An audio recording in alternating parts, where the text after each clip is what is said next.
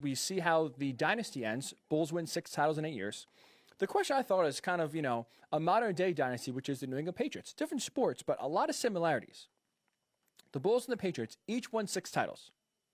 The Bulls and the Patriots each have the best player in their sport on their team. Michael Jordan, the best NBA player. Tom Brady, the best NFL player.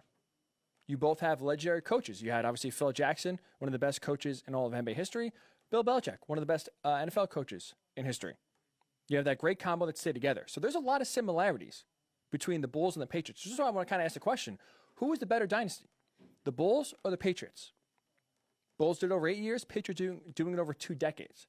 Who's better? I'm going with the Patriots. To me, the Patriots dynasty is more impressive, and here's why.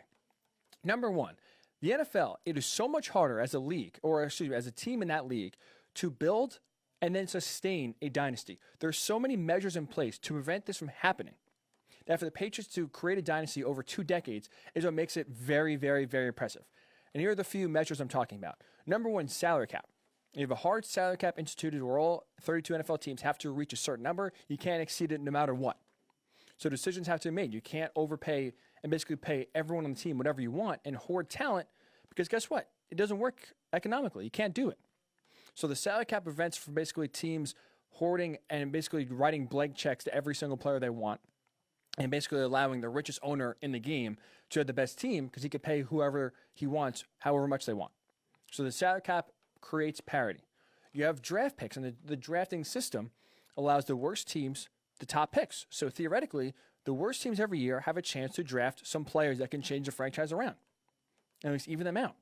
So bad teams don't stay bad. I know NBA is the same way, and really every league is the same way. I understand that. But the NFL especially, there's no lottery system. You have the worst record, you get the number one pick. So draft picks and the drafting system is meant to put and infuse bad teams with young talent and help them turn it around. And really the final thing that I think, at least for the NFL, the measure they put in to really ensure parity is scheduling. Each year the schedule is determined by where you finish in your division. So if you finish in first place, you're playing the first place team. If you're in the AFC East, let's use the Patriots for example. They win the AFC East. They play the first place team in the AFC South from the year before. They play the first place team in the AFC North and the first place team in the AFC West. So you're playing all teams that are on your level. And wherever you finish, that's who you play. So if you're constantly at the top of the standings, you're playing the best teams every year. Those 3 issues, the salary cap, the draft pick, scheduling, are all meant to build parity. Well, guess what the Patriots did these last few decades? They eviscerated parity. They've won 17 of the last 19 AFC East titles. They've won 11 of those divisions in a row. And sure, you want to knock the AFC East. Okay, it's not the best. The Jets haven't been able to get their own way. The Dolphins have stunk for the most part. And the Bills, up until these last few years, have been a laughingstock and really haven't been competitive. Fine. I'll raise you this then. Super Bowl appearances. Patriots in these 2 decades have 9 Super Bowl appearances. And this era alone, and this 2-decade run, right, from 2001 to 2019, those 9 Super Bowl appearances are alone the most in NFL history. Think about it. The legendary Steel Curtain Pittsburgh Steelers teams, the legendary Cowboys teams, and these franchises with the Steelers, the Cowboys, and also the Broncos that have had multiple runs in different decades. This is not, the Steelers haven't just had one good run like this. They've had the Steel Curtain in the the 70s. And got their 2 Super Bowls with Big Ben. Obviously, the Cowboys have had a lot of success under many different head coaches. Had success in the 90s, success in the 70s. They've had a lot of success throughout their existence in Dallas. Same with the Broncos. All 3 of those teams have 8 Super Bowl appearances in their illustrious existence. Patriots have done that. Excuse me. Whew. I'm so excited about talking about this. The Patriots have done that in just 2 decades. So they already own the most Super Bowl appearances in their decade alone in NFL history. They have 11 as a franchise. And they're tied with the Steelers. Again, a model franchise organization, a organization that's looked on very fondly with tons of success throughout their existence. They're tied with the Steelers for the most Super Bowls with 6. So in this 2-decade run, they have put themselves and built themselves with the elite of the elite in the NFL. And in cases with the Steelers, the Cowboys, and the Broncos, with Super Bowl appearances, they've surpassed them. So that's incredible. When the NFL is built on parity, thrives on parity, they really don't want dynasties built, or else they wouldn't put these measures and these rules in place to basically prevent good teams from being good every year. Bill Belichick and Tom Brady, what they've been able to build there in New England for 2 decades in a row, very, very, very impressive. Now let's go to the supporting cast. Because really, outside of 2007, when they got Randy Moss, Russell Wilson had a great year. And it had some great pieces on defense. You had Asante Samuel, Mike Vrabel, Vince Wilfork. Really, Tom Brady has won and Bill Belichick has won without a great supporting cast around him. There's been better teams that they've played and beaten. But let's not get crazy. Let's not pretend that Tom Brady and the Patriots have had the best supporting cast, the best team every single year. And Bill Belichick is famous, infamous, for trading any good player with any sort of value at their peak. He always rather trade a player a year early than a year too late.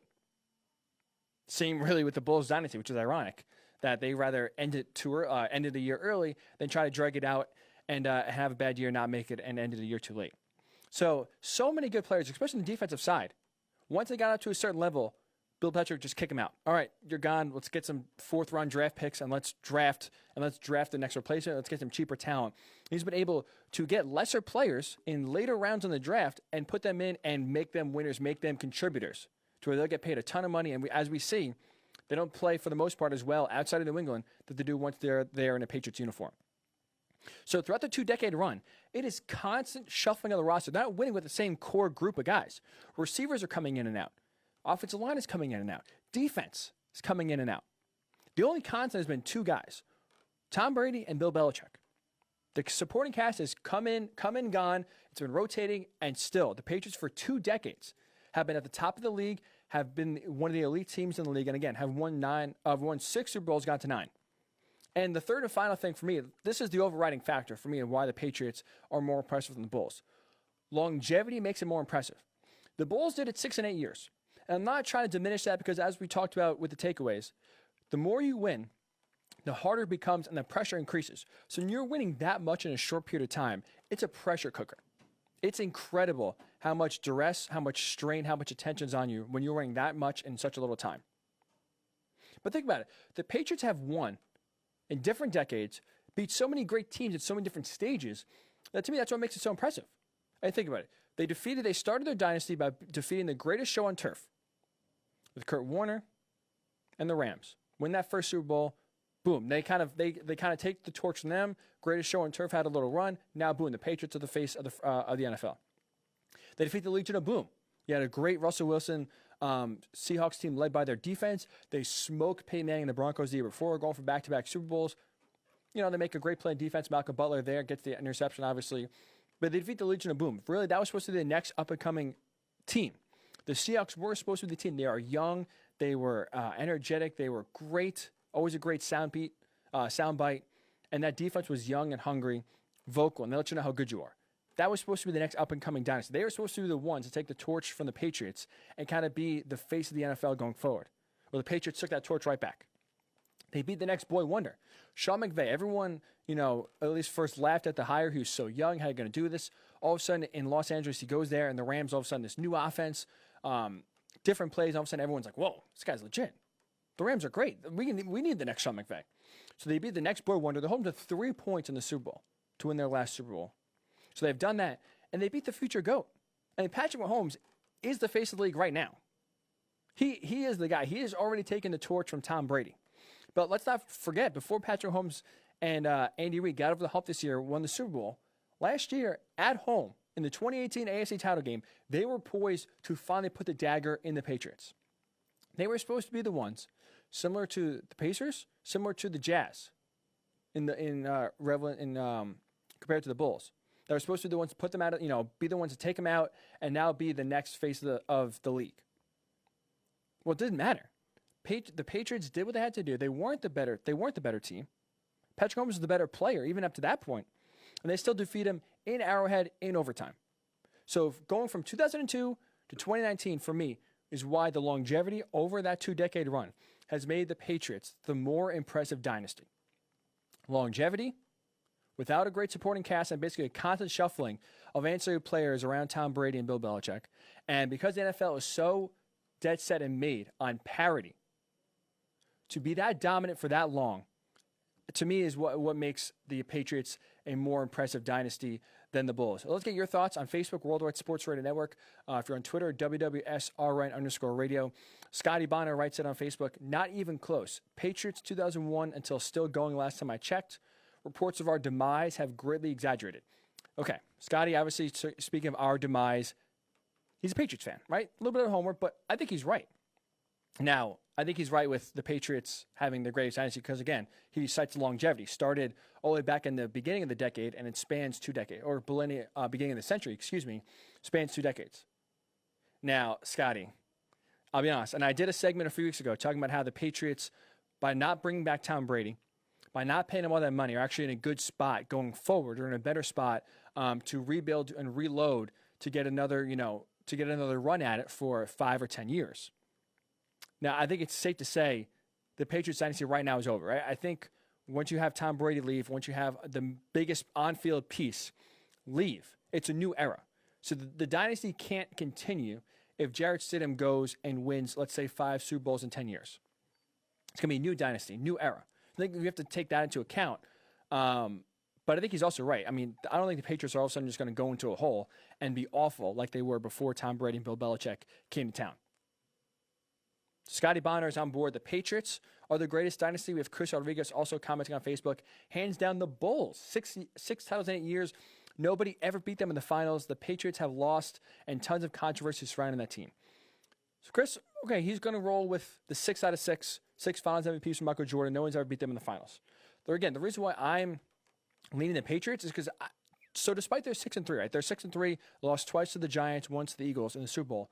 I reward teams for getting there. I think it's more impressive that you get there and maybe not be as many times, or you get there more times, but you don't win as many times than you do if you just win every time you go. And think about it. To get to 9 Super Bowls in essentially 18 years, it's insane. The Patriots are going to the Super Bowl every other year. And again, in a league that promotes parity, that doesn't have many teams having this long longevity of success and sustained success. So I understand the Bulls, and I'm not saying they were a flash in the pan. They were great in that 8-year run. Do not get me wrong. No one could beat them. But at least to do it over 2 decades, you have so many different opportunities for teams to knock you down, so many different ways that yourself and the team can get knocked down.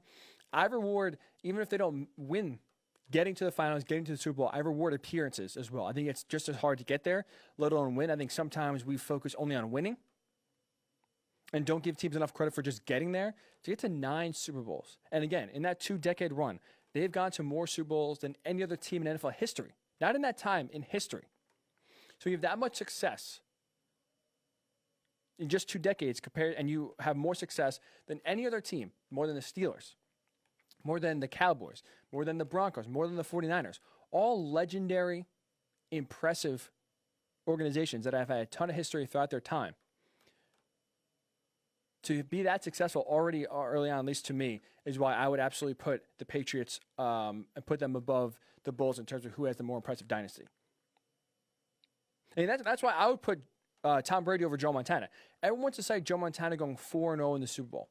Fine. Absolutely impressive. I'm not taking anything away from Joe Montana.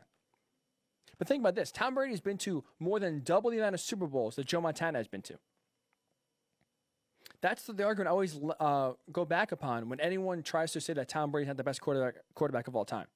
And really the first thing that comes to mind, and the one that's thrown around the most, is Joe Montana. Tom Brady has doubled and then some Super Bowl appearances, has more Super Bowls than Joe Montana. It is nice and is very impressive. I'm not taking anything away from once you get there, winning every time. But isn't it more impressive that you get there? I think about it. For how great the 49ers were, they only went to 4 Super Bowls with Joe Montana under center. Patriots going to 9 is mind-blowing. 9! Every other year. It's essentially every other year when you add up the years together and the amount of Super Bowls they've been to. So that's why, at least to me, again, I would give the edge to the Patriots over the Bulls in terms of who has the better dynasty. The same amount of titles. Both have 6. Bulls, again, over 8 years, didn't lose 1 finals. Patriots did over 2 decades, been to 9 Super Bowls, lost 3.